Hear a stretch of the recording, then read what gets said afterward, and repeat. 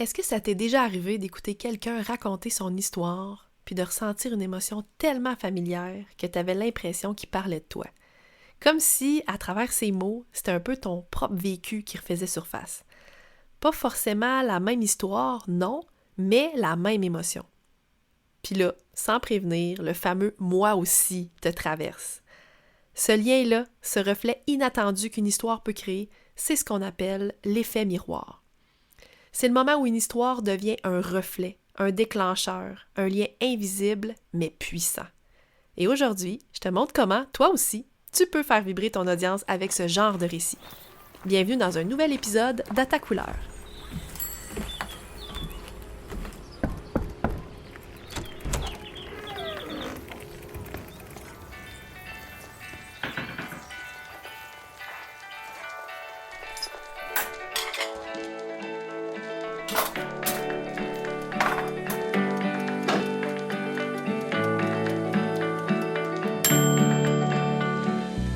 Bienvenue dans notre village virtuel où chaque entrepreneur est un artiste qui colore le monde à sa manière. À ta couleur, c'est le rendez-vous où on jase de storytelling puis de personal branding, mais avec une twist. On le fait au service des petites entreprises locales. Ici, on célèbre l'unicité. Chaque entrepreneur que je reçois a réussi à enflammer les réseaux sociaux avec son histoire puis sa personnalité unique en son genre. On va décortiquer comment ils ont réussi à tisser des liens solides avec leur communauté, à créer un impact majeur puis à forger une marque qui leur colle à la peau. Que tu sois à la tête d'une petite entreprise locale ou que tu sois un solopreneur, ici c'est ta nouvelle maison puis il y a une place pour toi dans notre village. En solo ou entre voisins, la porte s'ouvrira à des invités ou même à des figures locales qui ont réussi à faire de leur entreprise ou de leur petit coin de pays le nouveau point de rendez-vous de la communauté. Alors rentre, fais comme chez toi et laisse-toi inspirer.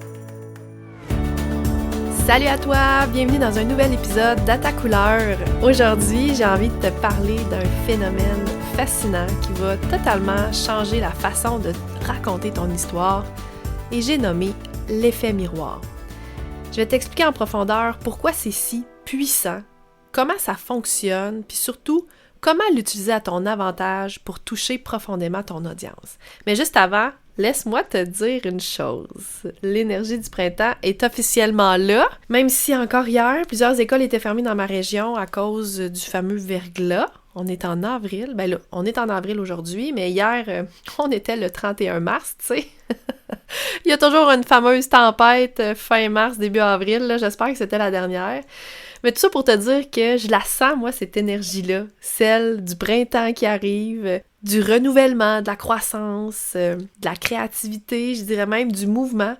Puis ça tombe bien parce que je suis présentement en pleine préparation du lancement de mon tout premier petit produit propulsé par l'intelligence artificielle qui s'appelle le filon. C'est quoi le filon? Ben, c'est un petit produit à moins de 100$ que j'ai conçu pour t'aider à trouver les pépites de ton histoire puis à les transformer en contenu puissant, humain et engageant. Et grâce à l'intelligence artificielle, le filon, ben, il va analyser tes réponses, identifier les éléments clés de ton parcours, les fameuses pépites, comme j'aime les nommer dans mon univers, puis t'aider à clarifier ton positionnement. Il va y avoir un webinaire le 16 avril. Puis si t'es curieux, curieuse, je t'invite à t'inscrire dès maintenant via le lien dans les notes de l'épisode parce que tu vas non seulement être parmi les premières à découvrir le filon en exclusivité, mais aussi avoir accès à une démo en direct du processus, puis ben, profiter d'une dose de motivation, je l'espère, puis d'inspiration, pile au bon moment pour nourrir ton contenu printanier. Je sais pas pour toi, mais moi le printemps, on dirait que ma créativité est comme en mode, je m'allais dire explosion. Donc, ça tombe pile poil au bon moment. Puis ben, je te dirais que ça se pourrait aussi que j'offre quelque chose de plus parmi les personnes qui se seront inscrites pour recevoir les infos en primeur de ce lancement-là. On sait jamais. Fait que j'espère que tu vas être là. J'imagine que tu l'entends là, dans ma voix. Je suis comme hyper excitée par ce nouveau petit produit-là. Je pouvais pas débuter l'épisode d'aujourd'hui sans t'en parler. C'est rare que je plug mes produits d'entrée de jeu, mais là, vraiment, c'est quelque chose que je suis vraiment contente, fière et satisfaite de sortir le 16 avril prochain. Donc, clique sur le lien dans les notes de l'épisode si tu as envie d'être des nôtres pour ce lancement de ce petit produit, le filon. Alors, on va revenir à notre sujet du jour parce qu'il est aussi excitant que mon lancement à venir. Puis je parle de l'effet miroir. D'ailleurs, je vous ai posé la question dans une de mes stories Instagram, à savoir quel sujet vous vouliez que j'aborde dans mon épisode solo, et c'est vraiment celui qui a reçu le plus de votes, mais vraiment beaucoup. Je pense que c'était comme 68%, quelque chose comme ça, et les autres vraiment plus bas. Donc, il s'est vraiment démarqué des autres sujets que je vous ai proposés. Alors, je suis vraiment contente d'aborder ce sujet-là aujourd'hui. Mais on va commencer par la base, là. C'est quoi l'effet miroir? Je pense qu'il y a vraiment de la démystification ici à faire, parce que l'effet miroir, c'est quand quelqu'un se voit en toi, dans ton histoire, dans tes émotions. Tu sais, le feeling quand quelqu'un partage son expérience puis que tu ressens instantanément un « Wow, ça me parle, on dirait vraiment mon histoire » ou encore « C'est exactement ça que je ressens ». Mais j'arrivais pas à mettre les mots dessus. On dirait que tu parles de moi, ou le fameux « moi aussi ». C'est ça, précisément, l'effet miroir. C'est comme si tu ouvrais une fenêtre, puis que l'autre voyait un bout de sa propre maison dedans. Donc, pas exactement la même déco, pas les mêmes meubles, pas la même, mais la même énergie, ok, les mêmes fondations. Pourquoi l'effet miroir fonctionne aussi bien? Ben, c'est parce que le cerveau humain, il est fait pour créer des liens à partir d'émotions similaires. Quand tu partages quelque chose de vrai, de vulnérable, tu actives les fameuses neurones qu'on appelle miroirs. Ces neurones-là font que, inconsciemment, la personne en face de toi, ou du moins, il n'y a peut-être pas en face de toi, mais qui t'écoute ou qui consomme ton contenu, ben, ressent ce que tu ressens. Donc, ça crée de l'identification, de l'émotion, du lien. C'est ça le nerf de la guerre du storytelling. Parce que ce qui fait qu'on se souvient d'une histoire, c'est pas la chronologie, c'est encore moins la quantité d'informations que cette histoire-là contient, c'est plutôt ce qu'on a ressenti en l'écoutant. Puis là, je te plug encore ma citation préférée, là. Tu l'as sûrement déjà entendu parce que je le dis souvent, mais la citation de Maya Angelou, qui vraiment capte exactement ce que je viens de dire. Maya Angelou disait « Les gens se rappelleront pas ce que tu as dit, les gens se rappelleront pas ce que tu as fait, mais ils vont toujours se rappeler ce qu'ils ont ressenti en ta présence. » Donc, ce qu'on ressent en t'écoutant, en te lisant, en te visionnant, bref, dépendamment le format du contenu que tu utilises. Pour ça, notre cerveau, il y a des mécaniques quand même assez bien rodées. C'est là que ça devient franchement fascinant. En tout cas, moi, ça me fascine énormément. Donc, c'est quoi les 3 bases psychologiques principales qui expliquent pourquoi l'effet miroir est si puissant? Le premier, c'est l'identification. Parce que en tant qu'humain, on est câblé pour chercher des connexions. Quand quelqu'un raconte une histoire qui nous rappelle ce qu'on a déjà vécu ou ce qu'on aurait pu vivre, il se crée comme une espèce de reconnaissance immédiate. Même si la situation exacte n'est pas tout à fait pareille, elle diffère, les émotions vécues, elles, sont universelles. C'est ce qui nous fait dire « Ah, moi aussi, j'ai ressenti ça. » Et c'est là que la magie commence. Une autre base psychologique qui explique pourquoi l'effet miroir est si puissant, c'est la projection. On s'en rend pas toujours compte, mais on projette constamment notre monde intérieur sur ce qu'on écoute, sur ce qu'on voit. Nos peurs, nos désirs, nos échecs non digérés, nos rêves secrets, tout ça va colorer la manière dont on va recevoir une histoire. Puis le résultat, ce que tu racontes peut prendre 1000 significations différentes selon la personne qui t'écoute. Puis c'est justement ça qui rend ton histoire si précieuse puis vivante, parce qu'elle n'est jamais reçue de façon neutre. Et une autre base, et là c'est la neuroscience en fait qui le démontre, c'est les fameuses neurones miroirs, comme je te disais, qui s'activent quand on observe une action ou une émotion chez quelqu'un d'autre. Autrement dit, si tu parles d'un moment où tu avais, exemple, le cœur serré, où tu avais des papillons dans le ventre là, pour imager une émotion, les régions du cerveau qui sont liées à ces émotions-là peuvent aussi s'activer chez ton auditeur. Même s'il est juste en train de t'écouter dans son char, c'est ce qui rend l'écoute d'un récit si immersif, presque comme si on le vivait nous-mêmes. Fait que tu vois que l'effet miroir, c'est un outil très puissant dans le storytelling. Puis la bonne nouvelle, c'est que tu n'as pas besoin d'avoir vécu une attaque de requin ou d'avoir monté l'Everest pour l'activer, OK? Donc, pourquoi l'effet miroir est déterminant pour ton audience? Donc, premièrement, là, parce que ça crée une résonance émotionnelle. Donc, une histoire qui active l'effet miroir, ça va droit au cœur parce qu'elle va générer une véritable connexion émotionnelle. Ton auditeur va pas juste se dire « Ah, c'est intéressant », mais plutôt « Hey, je comprends vraiment ce qu'il ressent ou ce qu'elle ressent ». Il y a une étude qui a été publiée en lien avec la neuroscience qui a révélé que les histoires qui évoquent des émotions similaires à celles qu'on a déjà vécues activent des régions cérébrales spécifiques associées à la mémoire émotionnelle. Donc, ça renforce la mémorisation. Les neurosciences ont vraiment démontré qu'on retient beaucoup mieux les récits envers lesquels on va s'identifier émotionnellement. Les histoires racontées de façon émotionnelle là, sont mémorisées 22 fois mieux qu'une information brute ou simplement factuelle. Donc, le pouvoir de mémorisation est 22 fois plus. C'est quand même puissant. Puis ce que ça fait aussi, l'effet miroir, ça a le potentiel de générer de l'engagement très fort. Donc, quand quelqu'un s'identifie à ton histoire, ça lui donne envie d'interagir. Parce qu'elle a l'impression que tu parles d'elle. Donc, ça peut se traduire par, sur les médias sociaux, des commentaires, des partages. Ça peut se traduire aussi par des achats, si tu es entrepreneur, par des ventes. Donc, tu as sûrement déjà entendu, l'émotion pousse à l'action. C'est justement de ça dont je te parle. Et là, je vais te dire une vérité qui fesse un peu, parce que t'as pas le contrôle total sur ton histoire. Non.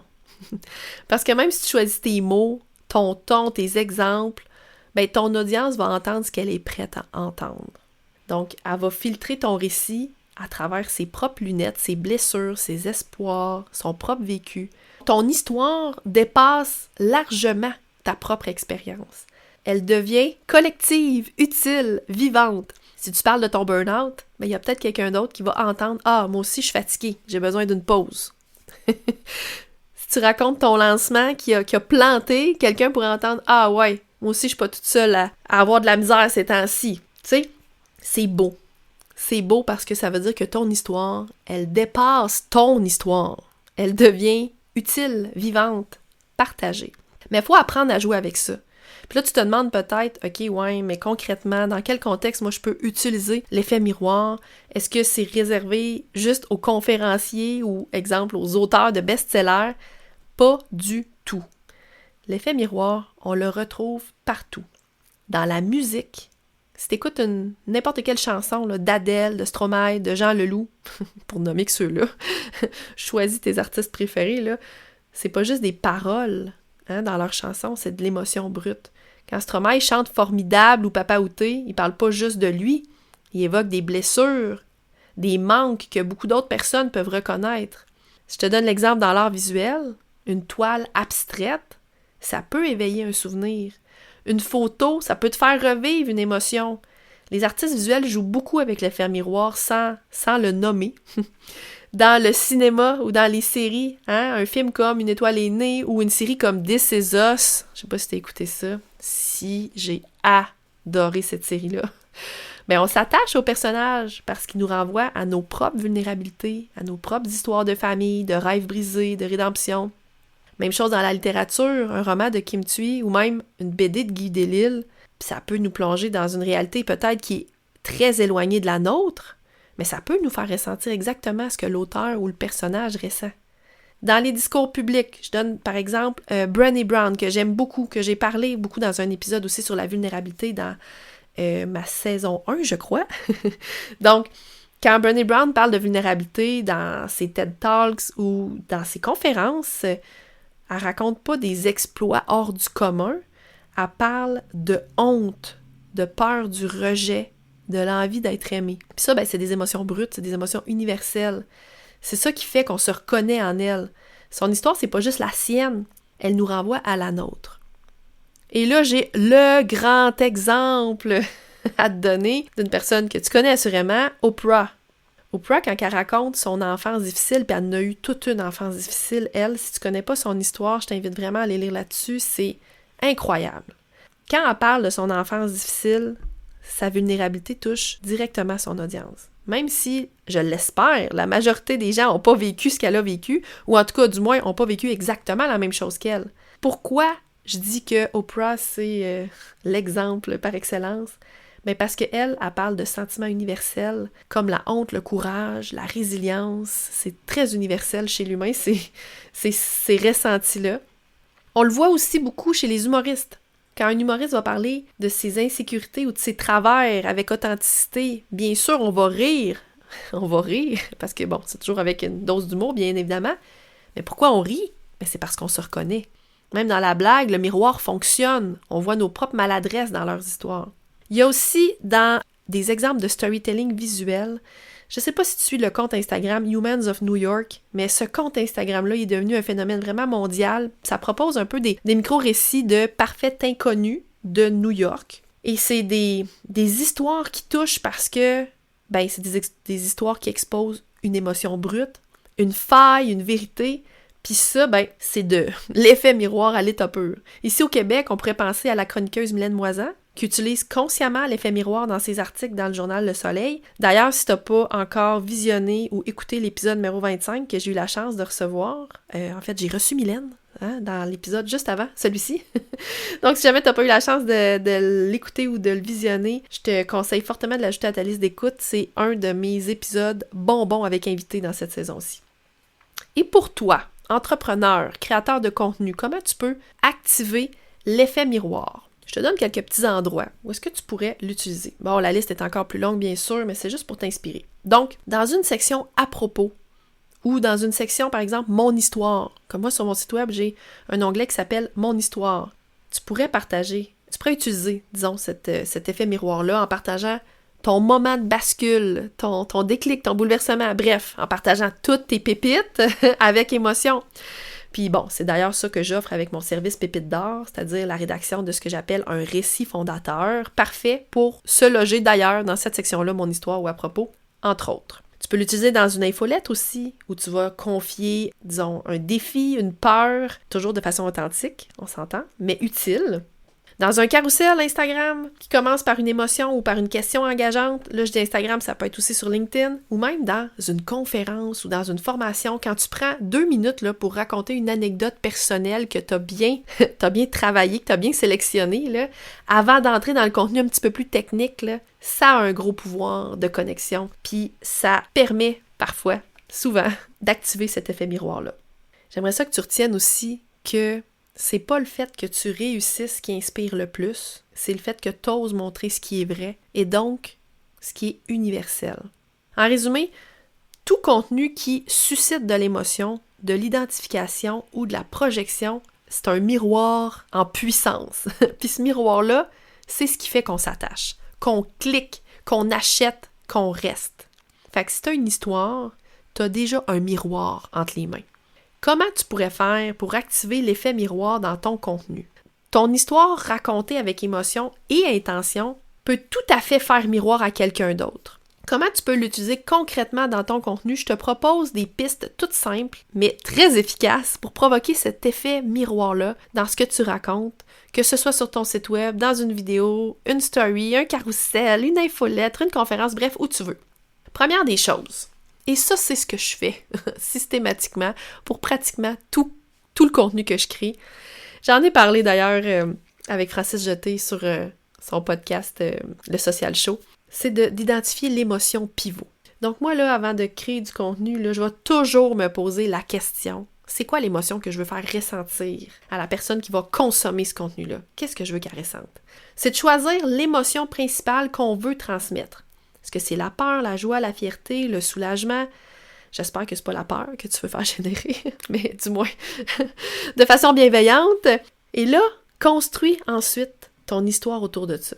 Construis ton récit, ta publication, ton infolette, peu importe ta pièce de contenu autour de cette émotion-là, en décrivant comment elle est née, comment tu l'as vécue, puis éventuellement, bien sûr, comment tu l'as surmontée. Tu sais, un exemple concret, je pense à l'auteur d'Harry Potter, là, J.K. Rowling, qui parle souvent du sentiment de rejet puis d'échec avant le succès d'Harry Potter. C'est pas son parcours précis qui va toucher les gens, mais c'est cette émotion universelle-là d'être rejeté puis de persévérer malgré tout. Petit exemple ici au passage. Autre façon de provoquer, si on veut, cet effet miroir-là dans ton contenu, c'est de poser des questions ouvertes.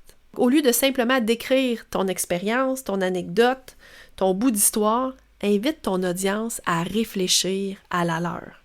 Par exemple, avez-vous déjà ressenti cette boule au ventre avant de prendre une décision importante? C'est une technique qui déclenche un processus de projection immédiate. Puis, c'est d'ailleurs ce que je fais avant chaque épisode de podcast. Tu l'as peut-être déjà remarqué, dans ma pré-intro avant mon jingle. Je vais toujours utiliser cette technique-là de projection immédiate en posant une question ouverte pour intégrer, si on veut, faire le pont vers le sujet de l'épisode. Autre façon d'activer l'effet miroir, c'est d'utiliser la narration en vous. Donc, par moment, parle directement à tes auditeurs. Tu sais, par exemple, tu pourrais dire « Imaginez que vous soyez à ma place dans cette salle d'attente. » 3 petits points. Bon. Parce que là, ce genre d'énoncé-là, ça les amène à se représenter mentalement la scène. Puis ça amplifie l'identification. Adresse-toi directement à tes auditeurs, à tes abonnés, à tes membres, bref, à qui tu t'adresses, à ton audience.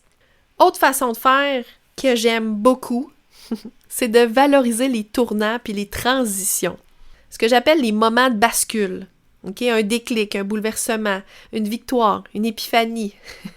Les fameuses pépites que j'aide à identifier dans mes accompagnements, c'est très puissant ça pour l'identification parce que ça marque un changement. Ça marque un tournant, une transition. Souvent, c'est précisément dans ces instants-là que ton audience va se dire « Hey, moi aussi, j'ai vécu un épisode similaire. » Et enfin, dernier truc pour stimuler l'effet miroir, conclure sur une réflexion ou une morale adaptative.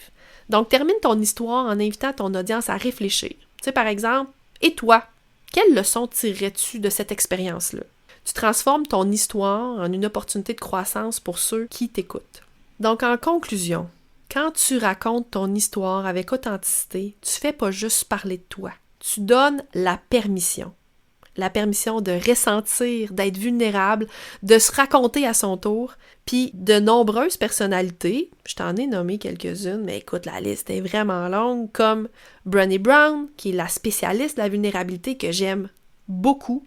Parenthèse, si tu n'as pas écouté le documentaire, mais en tout cas sa conférence sur Netflix, qui est d'ailleurs sous-titrée en français, si jamais tu n'es pas bilingue, c'est du bonbon. Je pense que c'est La force du courage. Faudrait que je retrouve le titre. Je te le mettrai dans les notes de l'épisode. Si j'ai adoré cette conférence-là de Brené Brown. Touchante, vulnérable. Des personnalités comme Brené Brown prouvent que partager sincèrement son parcours, ça libère aussi les autres, le pouvoir de libération. Puis souvent, sans même que tu le saches, tu deviens ce miroir-là dont quelqu'un avait besoin. Donc moi, je te dis, continue de te raconter, continue de creuser, d'explorer, de mettre des mots sur ce que tu ressens. Même si tu doutes encore de ce que tu as raconté, même si tu penses que ton parcours il est trop ordinaire, rappelle-toi ceci. C'est dans l'ordinaire que l'universel se cache. Et c'est dans ta vulnérabilité que va résider ta plus grande force de connexion. Parce que t'oses dire « voici ce que j'ai vécu », t'aides l'autre à dire « moi aussi ». Et ça, ce fameux « moi aussi », il y a un pouvoir de connexion tellement puissant, tellement fort. Et c'est exactement ce dont on parlait Mylène Moisan et moi dans l'épisode numéro 25, à quel point c'est puissant cette reconnaissance-là, cette identification-là qu'on peut avoir avec les histoires qu'on nous raconte. Merci d'avoir été là aujourd'hui. J'ai envie de te dire que si cet épisode-là t'a touché ou t'a fait réfléchir, je t'invite à me le dire, à me l'écrire. Fais-moi un petit clip vocal, mes DM sont toujours grand ouverts. À le partager à quelqu'un qui aurait peut-être besoin d'entendre ça aussi, ou simplement à laisser infuser toutes ces belles idées-là en toi. Puis oublie pas, ton histoire est un miroir. Ose l'attendre. Salut là, à dans 2 semaines! J'espère que tu repars avec de nouvelles idées pour colorer ta propre histoire et pour connecter avec ta communauté. Continue à te démarquer, à créer des liens en apportant ta touche perso. Puis d'ici là, si tu as apprécié notre moment ensemble aujourd'hui, ça serait génial si tu pouvais laisser un avis sur le podcast. C'est comme un petit signe de la main quand on se croise dans notre village virtuel. Ça me réchauffe le cœur puis ça me donne une meilleure idée de ce qui t'intéresse vraiment.